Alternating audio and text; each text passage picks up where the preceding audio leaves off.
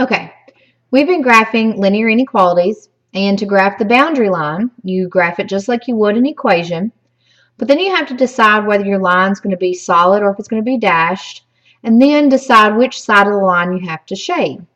We're going to take that same concept, but we're going to apply it now to systems of linear inequalities.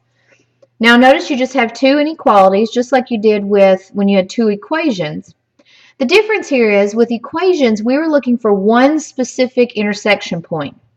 Unless you were dealing with parallel lines or lines that were the same, most of the time we were looking for one point. With inequalities, we now know that we have a shaded region, and so we have infinitely many solutions within that shaded region. So if I put two shaded regions together, I'm still going to have infinitely many solutions, but it is going to be a much smaller region or area. So basically what we're going to look for is where does the shaded area for the first equation overlap the shaded area for the second equation, or inequality, excuse me. So let's look at the first inequality to graph this. This inequality is already set up in slope-intercept form, so it makes it a lot easier to graph the boundary line. -3 is your y-intercept, and 2 is your slope. So plot -3 on your y-axis, and then use your rise over run to plot the next point, and you can continue further points if you would like. Then you've got to decide, before you connect those points, will I have a solid line or a dashed line? In this case, because it is just a less than symbol, it's going to be dashed. And then you have to decide from there, are you going to shade above or below that line? Now, one kind of shortcut we discussed, and I'll review with you here, is that if you cover up the x portion of your inequality, so I'm going to put the cursor over that, you have y less than -3. Now we're talking about being on the y-axis. And on the y-axis, if I wanted values less than -3, I would have to go below -3. So that kind of gives you an idea of where you need to shade for your inequality. You want to include the values on the y-axis that are less than -3. So that'll help. Now with the second inequality, there's a couple different things you can do. Some people will use standard form and find the x-intercept and the y-intercept. For example, x-intercept would cover up the y value and solve that inequality for x. That would be your x-intercept point. And then you cover up the x to find y, and that would be your y-intercept, and you could plot that point. Others may solve this for y to put it in slope-intercept form. So you could subtract 2x from both sides if you wanted to do that, and then plot the y-intercept and use slope to find the other point. You still, either way, have to decide dashed or solid, and then which side of the line you want to shade. Now this is going to give us the solution completely, so let's break this down and focus on each piece. Let's focus on the red line first. We talked about how the y-intercept was -3, so that would be right here, and you rise 2, run 1, rise 2, run 1, again rise 2, run 1. So you have your dotted line here, your dashed line, and the yellow area that's shaded here, all of this at one point was yellow. We would shade to the right or below, however you want to read that, the red line. Now the blue line here, this one, depending on how you graph it, doesn't really matter. The y-intercept is 2, x-intercept is 1, if you chose to do it that way. Your slope is -2 over 1, so that would be going down 2 to the right 1. So either way, you're going to get the same points. But this is a dotted line here, and the blue area, all of this at one point was blue because we're shading above our dotted line there. But what you've created when you've got the blue and the yellow overlapped is you've created this green region here. And this green region is where both inequalities will be true. So what this means is that if you pick a point from this green area and plug it into both equations, it will work.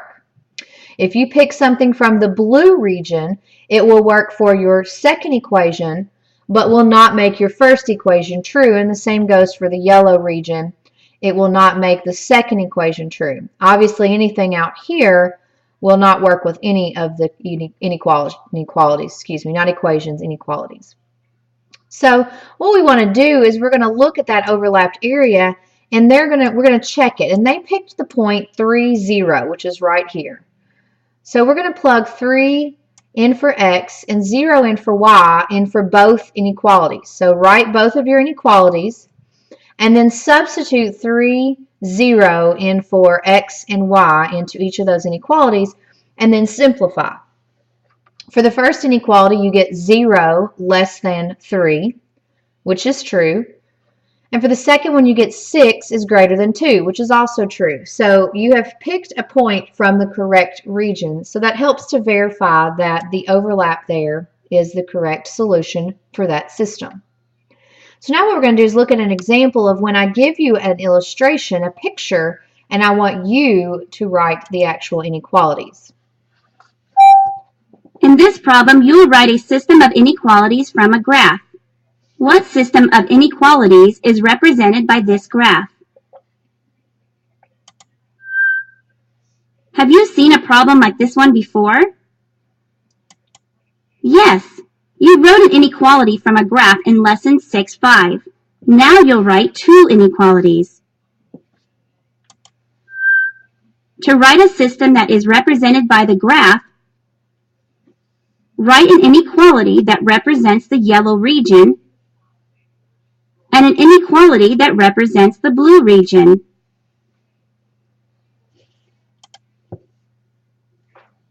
The y-intercept of the red boundary line is 5. The slope of the line is -1/2. So the red boundary line is y equals -1/2 times x plus 5.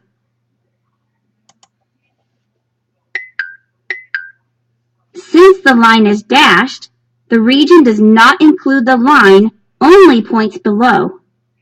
So the inequality is y is less than -1/2 times x plus 5.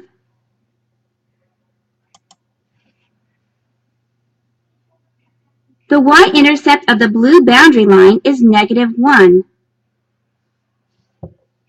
The slope of the line is +1 because you go up 1 over 1. So the blue boundary line is y equals x minus 1.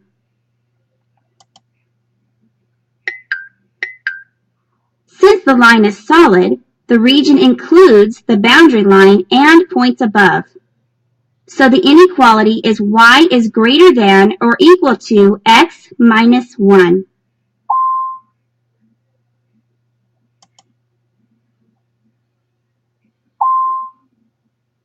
The graph shows the intersection of the system y is less than -1/2 times x plus 5 and y is greater than or equal to x minus 1.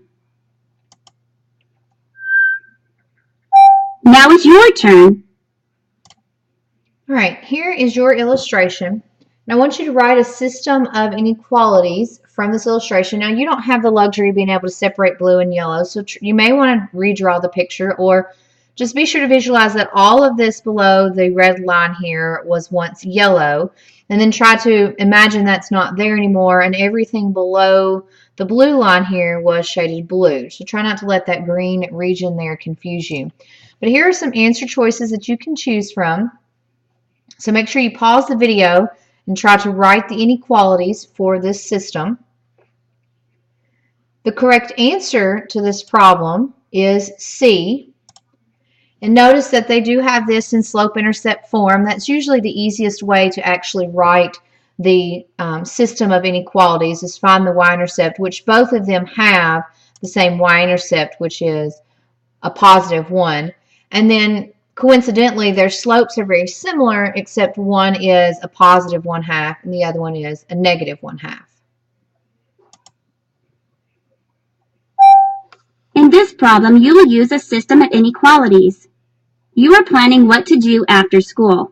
You can spend at most 6 hours daily playing basketball and doing homework. You want to spend less than 2 hours playing basketball.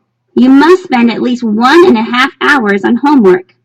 What is a graph showing how you can spend your time? What information do you know? You can spend at most 6 hours playing basketball and doing homework. You want to spend less than 2 hours playing basketball. You must spend at least 1.5 hours on homework. What do you need? You need to find different ways you can spend your time. So what's your plan? Write and graph an inequality for each restriction. Find the region where all 3 restrictions are met. Let x equal the number of hours playing basketball. Let y equal the number of hours doing homework. Write a system of inequalities. You can spend at most 6 hours playing basketball and doing homework. So the number of hours you play basketball plus the number of hours you do homework is less than or equal to 6. You want to spend less than 2 hours playing basketball. So the number of hours you play basketball is less than 2. And you must spend at least 1.5 hours on homework. So the number of hours you do homework is greater than or equal to 1.5.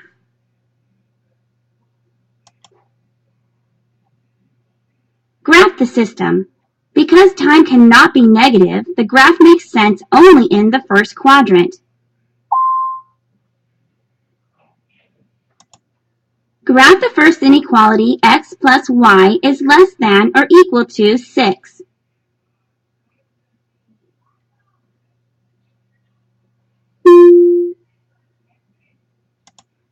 Now graph the inequality, x is less than 2.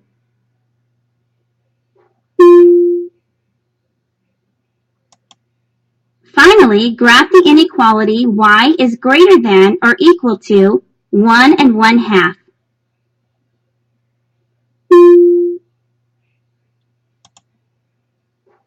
The solutions of the system are all the points in the shaded region, including the points on the solid boundary lines.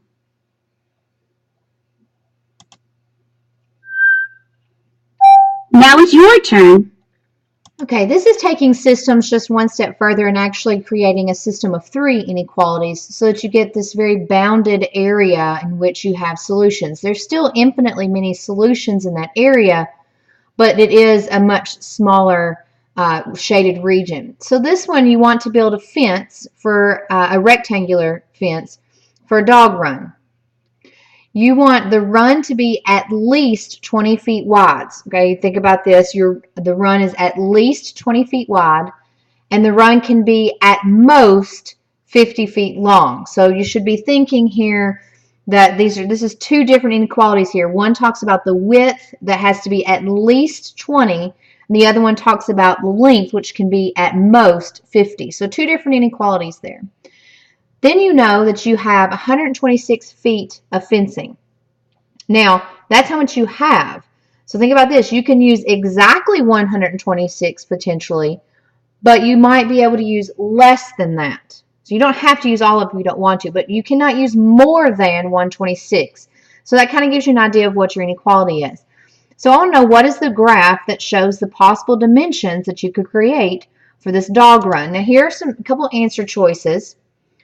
One thing to think about that both of these have here is that we're in the first quadrant because it makes sense. You cannot have a negative width or length. And then the other thing to think about in these 2 illustrations is that they've only given you the shaded area that is the solution. So your picture will have all the extra coloring in there, but make sure that you have it matched to the correct solution, and always check your answer. Now, the correct answer to this problem is A. So that green shaded region there shows you all the possible choices for the dimensions of the dog run.